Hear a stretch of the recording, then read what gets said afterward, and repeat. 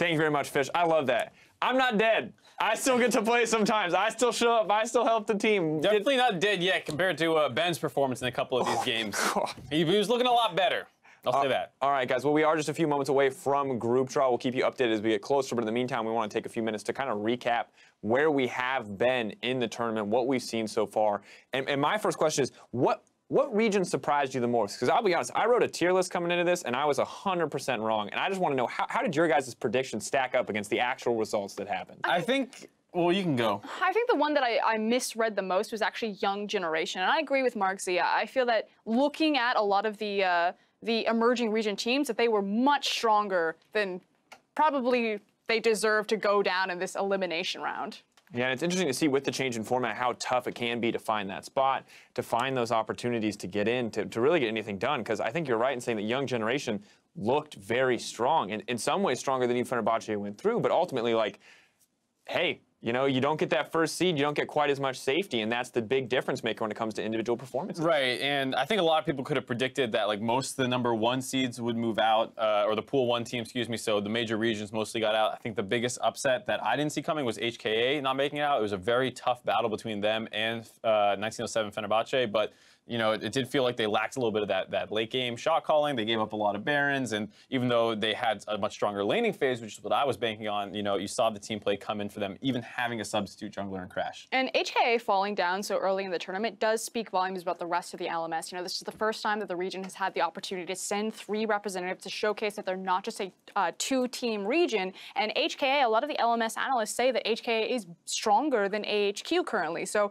there is so much weight, so much pressure on AHQ and Flash Wolves now to grind up in their boot camps to prepare for top 16, because if HKA was one of the best that they've got, I'm worried about what the future holds. You have to feel terrible as an HKA player, or even Flash Wolves, because you're just like, oh my god, we have so much pressure now because we have to defend our region. It wasn't just like, oh, we want to go out and perform well for ourselves, but now AHQ is concerned that people are going to say, oh yeah, these guys are even worse than HKA, and they're going to get, you know, knocked out in the group stage. Regional pride, I think, a big factor, but one region I think that can be proud, Latin America North. Yes, they did get 3-0'd by Cloud9, but I think the Lion Gaming continue to surprise us at these qualifier events. I feel so bad for them. They keep getting such unlucky draws, and I mean, it's kind of a meme to say unlucky, but you look at MSI, they're in the group with Gigabyte Marines, so they can't get out. This time around versus WE, so they're put into the pool 2 seed, and then they draw C9, and while I think they would have struggled versus WE and Fnatic equally, you can't help but feel like if they were put up against 1907 Fenerbahce, we would have had a great series on our hands. And I just wish that they could get access to kind of like that next tier of scrims. You know, if they're able to go into top 16, suddenly you get access to all of those teams that are waiting on that side of the group stage, and what that could mean for Lion in the future. We already know that they have a cool track record of, you know, reaching out to the North American teams, the challenger scene, the LCS scene, and trying to grind up. And we see that now in their domestic results and now slightly international results. I think that's a great point, just because a lot of the time we say things like, oh, they get to bring all this experience back to their region. And what happens a lot of the times is the teams end up swapping around, and that experience kind of gets lost as the players shuffle. But what's great about the side of Lion Gaming is that they've had a core members for a really long time, so they would actually level up quite a bit. Yeah, but now, of course, the group draw for the Pool 3-3s is about to start shortly, live from Wuhan with Ren Dong and LPL Snakes mid laner Zatai. Now, remember that the only condition of the draw is that 2 teams from the same region cannot be drawn into the same group. And now, because of this condition, the groups will essentially be decided by the first team poll, but we will run through the entire thing. There's basically only one scenario where not everything is decided right away. That's if Fnatic is drawn first, where there will be a second draw. Everything else, 100% based on the first draw. I mean, pretty much if you're a TSM fan or an NA fan and you believe that you want Team WE to avoid Group D, you either want WE or you want Fnatic out of this bowl. Those are the best 2 things you can hope for. I'm personally hoping for a C9 to end up in Group C, which means I personally want to see Fenerbahce drawn first or WE drawn first. And if you're a true TSM fan like I am, that means WE first. Man, this is grim. This is rough, because the ultimate truth is that I'm not worried for WE.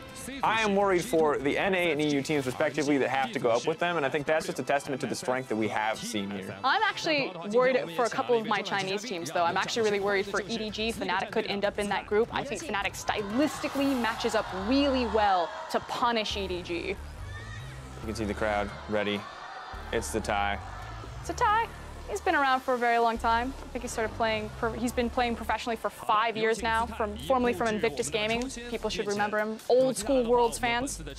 Been to a lot of international competitions. If you've been watching for a while, you definitely know this guy's name. And here we go.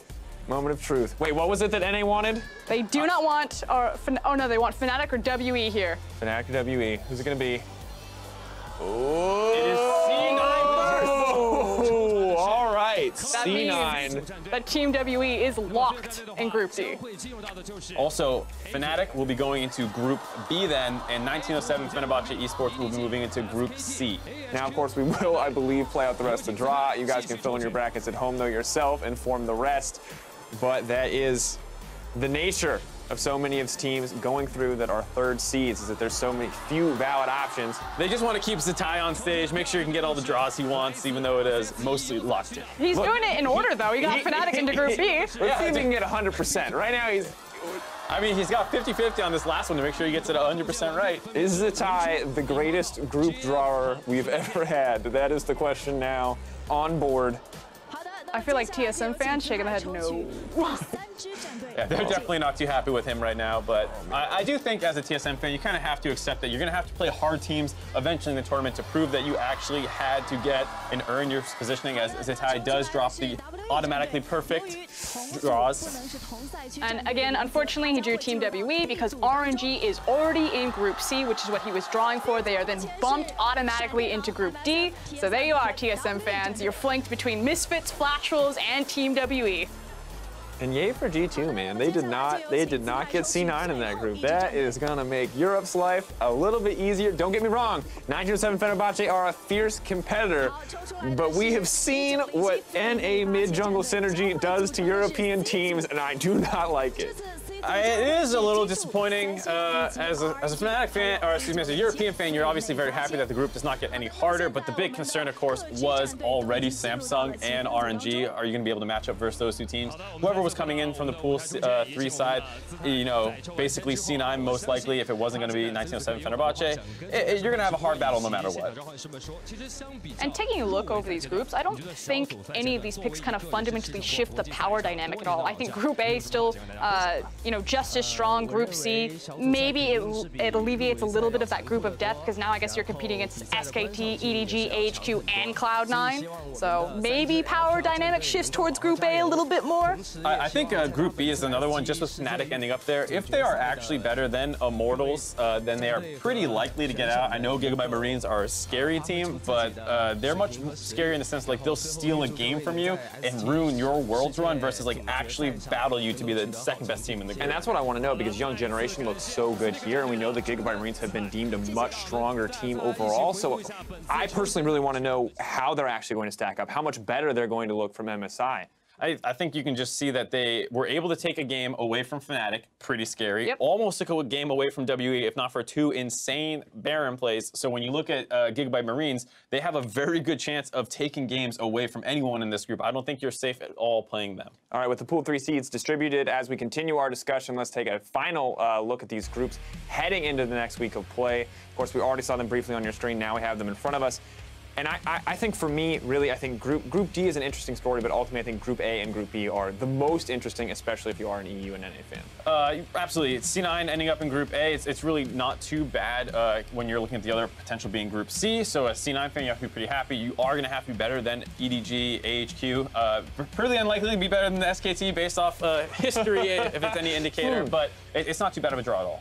Yeah, and specifically with Cloud9's most recent form, you know, maybe domestically there were some inconsistencies, particularly with Impact up into the top lane, but since regional finals in through play-ins, he has certainly cleaned that up a lot, which I think does give him a cut or an edge above EDG, who has Mouse as their top laner. Yeah, excited to see exactly what SKT can do in the top lane. Ziv as well from AHQ. I think the top lane competition outside of EDG is going to be very, very exciting to watch. Not that I'm not expecting anything from Mouse, just that the other guys just feel a little bit above him. Absolutely. And the NA fan of me is kind of disappointed because I want an easy group for TSM and I want C9 and Group C to have a crazy battle. But I do feel like these are actually very balanced groups where, for the most part, there's one clear favorite generally in the group, followed by a couple who can really vie for that number 2 seed. So this is going to be a very exciting group stage to watch for me. There's also such a huge diversity of play styles fed into every single group. It's not like we're going to see like the slow macro game. You have your crazy teams, you have your team fighting teams. Like, it's a smorgasbord of every different type of League of Legends Legends that you would want to watch. All right. Well, I'm excited to see exactly how this plays out, but throughout the entire week, you logged on to call out your world's big plays, so we decided it was best to review a few of our favorites, brought to you by Acer.